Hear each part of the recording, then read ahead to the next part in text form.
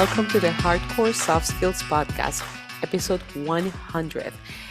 This is Yadi Caro, and I am so glad that you are here with me today. If this happens to be the first episode you listen to, in each episode I discuss a different skill with the help of an expert. I have spoken to globally recognized authors, Harvard professors, military leaders, psychologists, psychiatrists, people who have done scientific research on how to become better at the so-called soft skills to help you thrive in your career. I want to thank you for being with me in this learning journey. I started this alongside my graduate studies in organizational psychology at Harvard, which I am very close to completing, and through my own career journey, which at this time involves working with multiple technical teams to help them become high performing and create an agile organization. This is why today I chose to highlight this topic of agility because it embodies what soft skills are about, how to integrate human dynamics to deliver a solution. You could have the brightest minds working on a task, but nothing can happen in an effective way if the people involved do not have the mindset and the tools to work together. So, in this episode, I'll play some excerpts from some of the folks who co created the famous Agile Manifesto, the base document for all things Agile. Let's listen to Jeff Sutherland talking about what makes a great team, John Kern on what we really need or don't need to get things done faster, and Ari Van Benekum on the essentials of collaboration. But before we do, remember to go to my website, hardcoresoftskillspodcast.com, and check out all the episodes focused on different skills.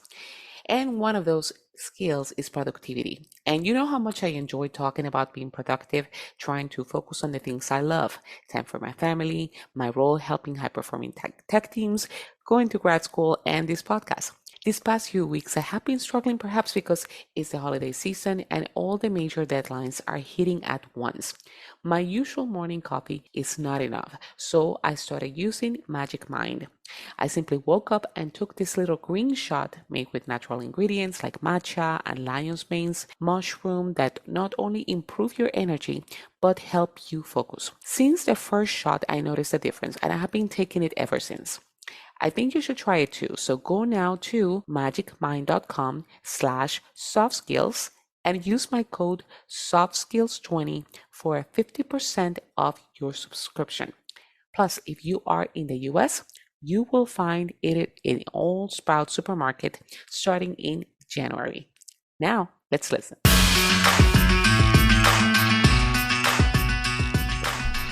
Do you consider that perhaps it's something could be team dynamics, or are there any, aside from having that great talent in a team, that is there any individual skills or kind of considerations that should be taken in order to work effectively in an agile team?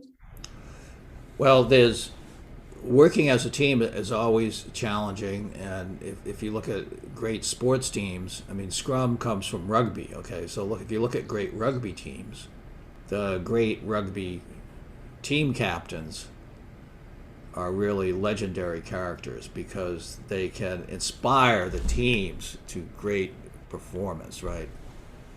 And how do they do that? And this is the Scrum Master, of course, in Scrum. How do they do that? Well, first of all, they stand up for the team. They block for the team. They speak for the team. They encourage the team, and the team is ready to get in there with them, shoulder to shoulder, and move it forward. So that ability for a Scrum Master is really important. And then if you look at the team, I mean, I've had many people, rugby players, in my classes, Scrum classes, and they say, in rugby, you're all arms linked in the Scrum formation, and when the ball is put into play, is a huge crush, and you have to be really positioned exactly in the right way, and you have to trust that every other team member will support you physically, or if you are, particularly if you're a person, a short person, you can get crushed, you can get really injured. And so this ability to link up, synchronize with the team, and trust that everyone is going to support you so you can get through is critical. And the team leader, the scrum master and scrum, needs to help coach the teams to work in this way. And of course, there are always personal dynamics. So figuring out how to overcome that is a major job for both the team and the scrum master and the product owner for that matter. What are some of the practices that any team or organization can implement to be able to be that, to be agile? Yeah, it's a good question. Yeah, the gap in time between taking an action and getting feedback. Yeah. If it's building an entire product and then Mhm. revealing it, that's a very large, especially if it fails, Yeah. that's a very large gap in time between, doing something and getting feedback. So that's a lot of momentum. That's a huge batch. So a lot of it, especially if your audience, members haven't touched on some lean aspects. Lean is also a really fascinating realm to kind of get into, because there's a lot of good lessons around understanding flow. Because for me, I often shock people and say I don't do estimates. I don't do story points. Now I'll often say, I'll do an estimate when I have to, but it's a very rare occasion that you actually have to do an estimate. And the reason that works is because if you do a good job at, taking an epic or a feature and turning it into smaller bits of value, and even trying to negotiate scope away. A lot of times what I find is people do far too much work, far too in advance of actually needing it, whether it's too much requirements, too much, UX, weeks ahead or months ahead, all kinds of large documents, right? That's what we were combating back, in the late 90s and whatnot, was that kind of mentality of, giant amounts of requirements, and then we'll do design, right? No, that kind of batch work is what causes, too large of a momentum. It's too difficult to change. You're too invested in that large requirements document we drafted, and we had 10 people, in the company go through it, and we got this, the thumbs up, and then 2 weeks into implementing it, you get some really big slap in the face, maybe because somebody saw it and changed, but there's a lot of momentum already. It's really hard to change, but we already wrote a 100-page document. We have to do, so what I preach instead is, it sounds counterintuitive, but be more lazy, right? Like, don't just, and this is the problem of a siloed organization where you have experts in their little, I'm a UX. Well, guess what they do? They do UX all day long. Whether it's the right amount or the wrong amount, I don't know. But if, you're going to get 8 hours a day of UX, and I see ridiculously silly UX being done because it's a step in a process of a silo that people, if you pick one value to learn the interaction first type approach, individuals over process and tools, right? Talk to each other, understand what do you need from, what does someone expect from you? And that helps keep things small, and that helps improve the flow. And that reduces your momentum because you have smaller items going through the system and you make smaller mistakes. So it's really all about trying to be less sure of yourself. There's a lot of ego involved when you do a big chunk of work.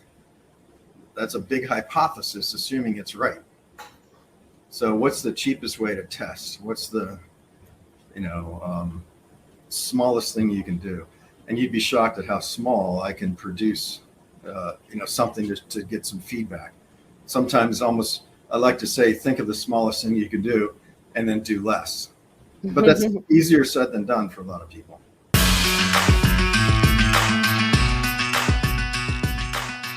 I like the fact that you were agnostic, because a lot of the times when it comes to the implementation of an organization that says we're going to be agile, they kind of focus on which framework are we going to follow. Yeah. Um, and I want to hear what you mentioned earlier about experiments, because you were mentioning that Yeah. before you came about into Salt Lake City, you have tried different things. Tell us a little bit about those experiments. What you discovered that worked and what didn't work as you were trying to figure this way of Yeah. working out. So let me start with two very important things. The Hmm. first one is, if you look at the traditional ways of working, there are three essential problems. One is we misunderstand because of the remote and written communication. Information gets lost, gets distorted. That's number one. Number two, there is a lot of inefficiency in there, right? So you have, a development team does something, and then afterwards the QA team comes in, and then afterwards the legal team comes in, and then afterwards, and you have toll gates and waiting time, and documents get juggled up and down.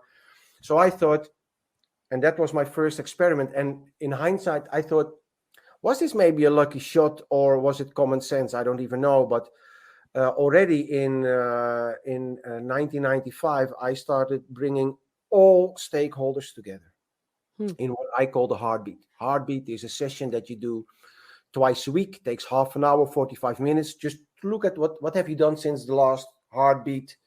Do you have any feedback? And in that session, we have the developers, we have the business. But the other stakeholders who are not taking advantage of the solution but have a say in going live, the legal department, the security department, the architecture department, whatever department you have, I got them in those sessions as well. So everybody could on the spot directly give feedback. By the end of the sprint, you're ready. There's nobody who has, up front, you have to identify who are the stakeholders, obviously. But that was the number one. All stakeholder sessions are crucial if you want to cut out a delay. Very important. But if you have those, and now the second one, if you have those people together, everybody has their own language. We have the business language, the security language, the architecture language, the development language. So you have to find a common language. And I remember in a project for the Navy, I thought, how am I going to do this? So we have this session coming up, this heartbeat session. And I thought, how am I going to do this? I said, what this is about processes for providing submarines with stock and stuff. And okay, so we go through the process. So I took the process as it was, put it in the session on the wall, flip charts, and we had the people, the Marines from the submarines in the room, Hmm. and we got completely lost. Hmm. No, I started talking about the data. That was the one. I started talking about the Hmm. data that was flowing around. And I still see those guys looking at me. And after half an hour, I stopped the session. And stop. I have to do this again. And then I went into the process. And I just asked them, because I had the data so long ago. I had the data written on flip charts, but they didn't get it. I was IT thinking, I have Hmm. entities and attributes. And it's like, and they were like, oh. And then Yeah, it's, yeah. tell me what you do. And what would help you in this situation? And then they would make, for example, a drawing on a flip chart, you can call it a prototype, right? A very early prototype. And then I would ask security and architect, guys, does this work for you? Or what are the criteria to meet? If we have criteria to meet, let's write them separately on a flip chart. So after every session, all of a sudden, everybody understood what the business was doing and why they needed it. And everybody could contribute with feedback. And there would be feedback also from developers that would say, okay, if you do it like this, it's very difficult to make, very complicated. Can we do it like this? Would that help? Would that also be beneficial? Oh yeah, that would. So that kind of logic came out, and so that was for me, I think, the most important one Hmm. in all my learnings, and one of the biggest fails, because I remember that I always thought that people on a submarine are very, very tiny people, but there was this massive guy with a blue knitwear roll neck and a red beard and glasses, and he came up from behind this table, and I thought, I think you're not happy now. Yeah, so that was a big learning, and maybe another learning but that's more generic about agile. When I started doing this, for me it was like common sense, right? I always say agile is structured common sense, but you have to understand that structured common sense is on this level, and then the level below, you need the organization to facilitate that kind of work. For example, all stakeholders in a session, that means that the stakeholders need to be empowered to say yes or no on behalf of the department or whatever that they represent. Mm-hmm. And that's difficult. That's very difficult, because people have been brought up, have been educated, have been raised. You get new as a junior into the company. There are the seniors. They will tell you what it is. If you have a brilliant idea, they will cut it down because, this is not how we do it here. And that transformation, what is for me common sense, is a difficult one still today. I was talking tomorrow about it. I had another call. And I literally got triggered into diving in. What is the big problem here? After that, I was at an organization struggling with projects all their life. I did 3 projects, happy client, in time, on budget, right?